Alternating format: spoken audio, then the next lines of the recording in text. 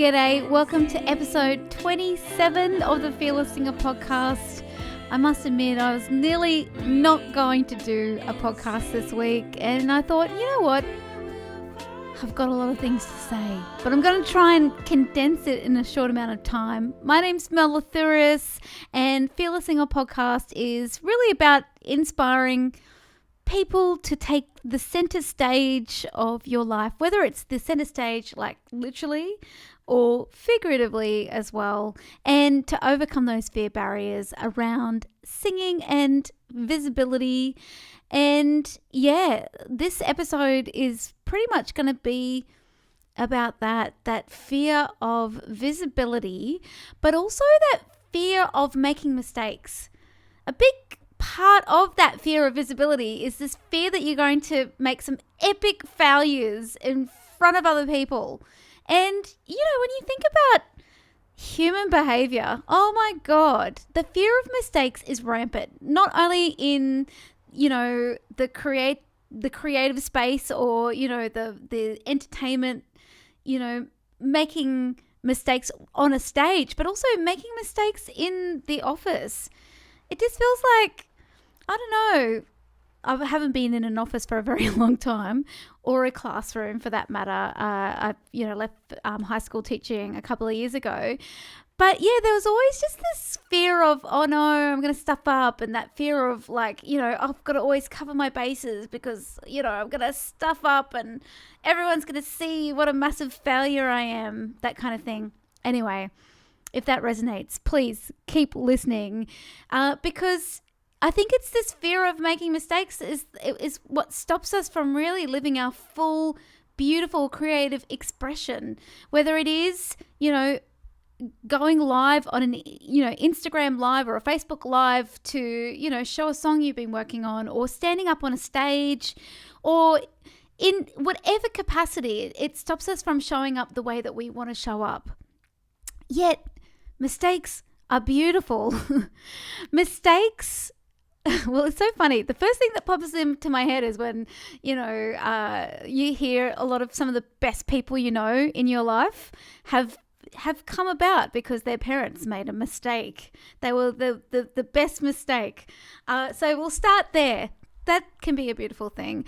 But also too, in the jazz world, when we're playing and we stumble on a note or a sound that's outside of the key center, that's exciting. It's like, oh, okay, I'm going to make something out of this. You build a little bit of tension and everyone's like, and then there's a release. There's a, you know, you find yourself back into the key center and everyone's like, phew, but it's riveting, you know? So there's this idea that mistakes can actually be molded into something completely unique and beautiful. So it's an opportunity for creativity, coming up with a sound that you couldn't have even anticipated. So there's that reframe on a mistake. But also too, when we make a mistake, even in our friendship circle, you know, we've said something out of line, or we've acted out of fear or ego or whatever it is, and we acknowledge that and we say, oh gosh, I see what I've done and I'm really sorry, you know, and just that forgiveness that you get from making a mistake. More importantly, self-forgiveness is beautiful.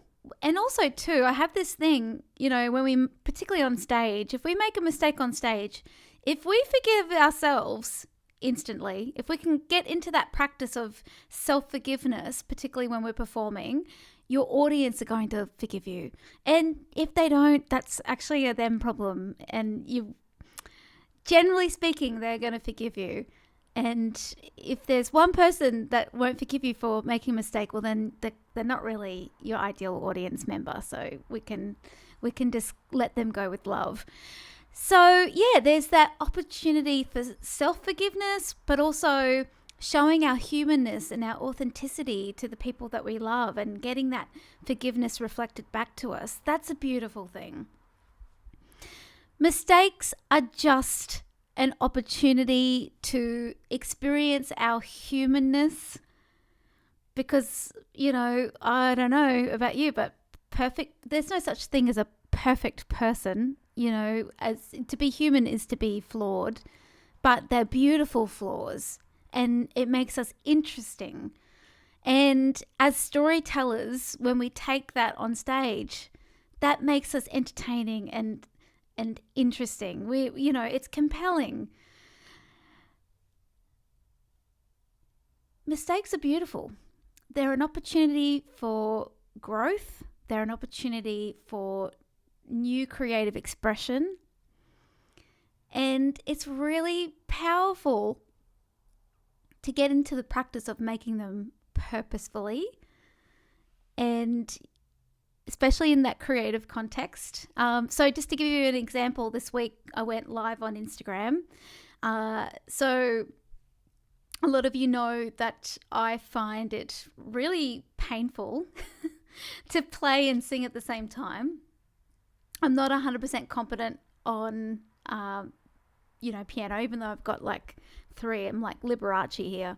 Or guitar. Oh my God. My guitar playing is basic, but I can, when I just let myself play, I can make some really interesting, cool sounds. And I'm starting to sink into that a little bit more, that actually, I don't think I'm necessarily super basic at guitar. If you told me to play a D7, I probably wouldn't be able to do that, but that's okay. I don't have to be that kind of player when it comes to, playing guitar. I can be a sound experimenter, and that I'm totally happy with that. Yeah, so I went live on Instagram and I was playing Simply the Best. So playing that on piano and singing, and I got to a part. I was going great. I was really feeling it, sounding great, and a few people popped onto the live that, I think highly of. And then I started going, ooh, slippery fingers. But I was able to come back to a calm center, and I used it as an opportunity to say, hey, look, I'm making a mistake, but look, I'm finding myself back to what I'm supposed to be doing. And then it was a beautiful, vulnerable moment, of showing a flaw and being perfectly okay with it, practicing that self-forgiveness. And what's been reflected back to me, I haven't had any troll comment yet. And I always say that if someone trolls me, then that's like a marker of success. It's like someone cares enough to be a shithead to me. But yeah, I did, like, everyone who watched that went, oh God, that was such a great moment. Like you took us through that process of what you're experiencing, and you brought yourself back, and that was a beautiful thing. So embrace making mistakes. In fact, just do the thing that scares you, whether it's standing on stage, telling your story or singing or whatever it is, and aim to make mistakes. Just aim for it, and be okay with it. Being loving towards yourself and recognizing it for what it is. It's an opportunity. And this has been a massive theme for me for the last couple of weeks. In fact, I had a dream. This is what prompted, this week of talking about mistake making. I had a dream that I was to go on stage and I was to play a song on the guitar, and knowing, I've only got a few chops, and apparently in this dream I was meant to be giving a live, 45-minute set show, and I was like, I don't even know that many songs on guitar, and then I passed out in my dream because I was so frightened, and thinking about my poor little fingers and how they're going to be sore, and I woke up and my mate was tuning my guitar for me, ready to give to me, and I was about to walk on, and I just had this moment of like, do you know what? Yeah, sure, okay, I can't really play guitar for 2 hours, but you know what? I can play little bits, and I can sing. I've got a great voice. I've got stories to share. I'm funny. Like, there's more than just this. There's all of this. There's all of there's so much in me that I can share, and it's going to be no problem. I'm going to be okay. And as I walked on, as the classic dream scenario goes, you wake up, you're like, oh, I was actually looking forward to that after all. And yeah, it prompted this exploration into, well, what is it? What does that dream represent? And it was clear that there's still a fear there of making mistakes on stage.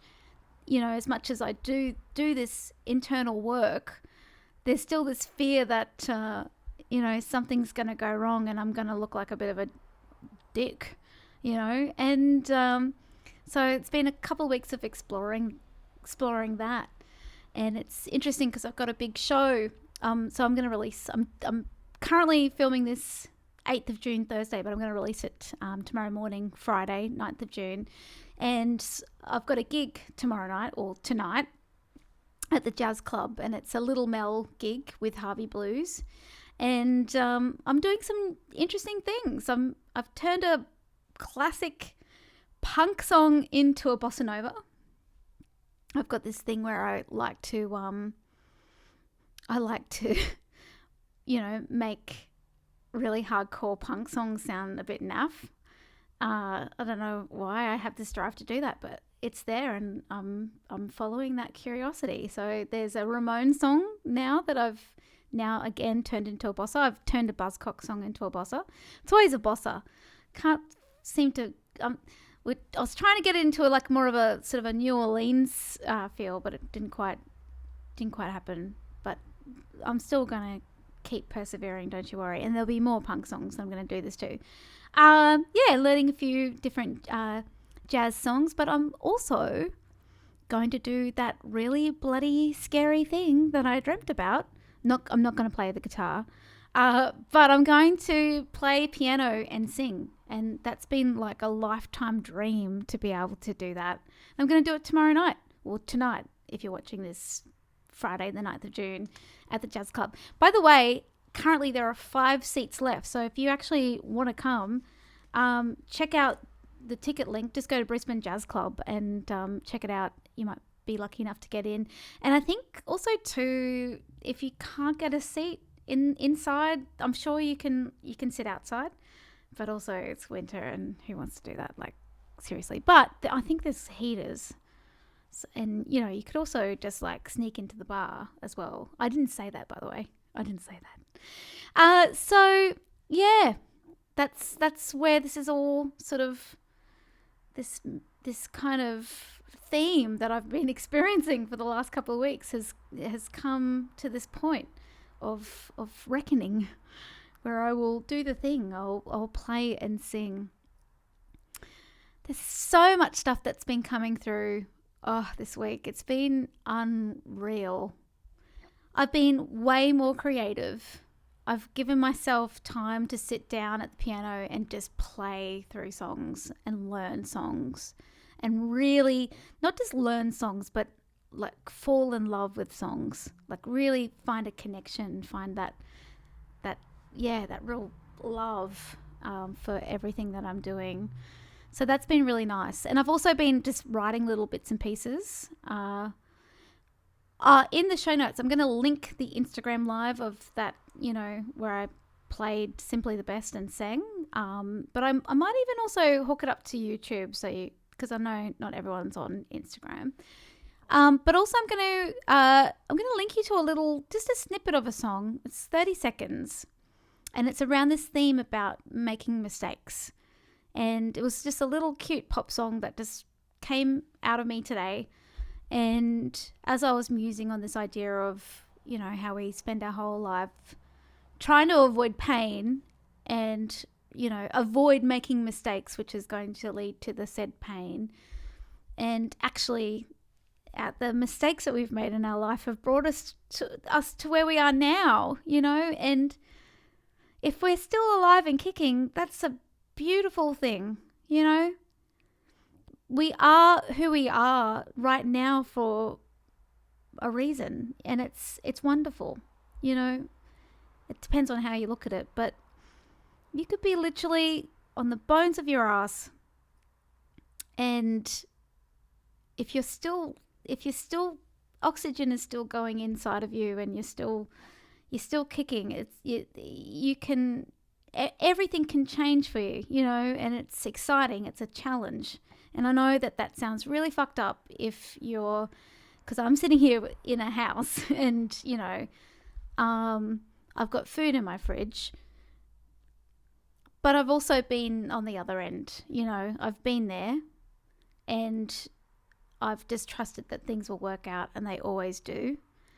And there's this, actually, my dear friend Katarini, who I've started the production company, Girl from Greece.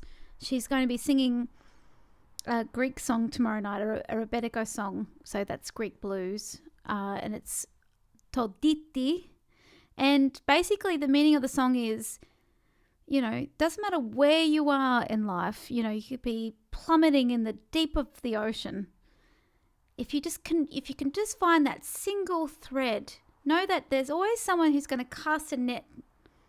There's always a net there that's going to find you. And if you can just find that little bit of thread, if you can find it and follow it, it can just completely take you out and take you where you need to go. And I think I live a little bit like that. I resonate with that deeply. And, that's my belief system. Anyway, all of that's the episode for this week. Just always be looking for that little thread and believe in yourself, and just know that mistakes are good. They can lead to great things. And you're wonderful. You really are, because you are you. And you don't have to be anywhere at this stage of your life, and you just trust that you are where you're meant to be. And yeah, I was about to say the words of the beautiful song that Tina Turner sung, and it's that you're simply the best. How corny to end on that, but it's so true. You're simply the best. And I'm going to link that little performance that I did on Instagram. And if you want to come and see me do that live, that's tomorrow night, or tonight, if you're watching this on the 9th of June, at the Brisbane Jazz Club. And I think next episode I really want to talk about Tina Turner. I'm going to do a whole episode dedicated to her, because she is somebody who followed that thread and completely changed the course of her life, and is just nothing short of inspiring. On that note, take lots of care, lots of love. I'm back. I just wanted to say I'm going to put that little 30-second pop song just onto this video, so enjoy. P.S. I still haven't finished it, so just know that it's the first half of the song.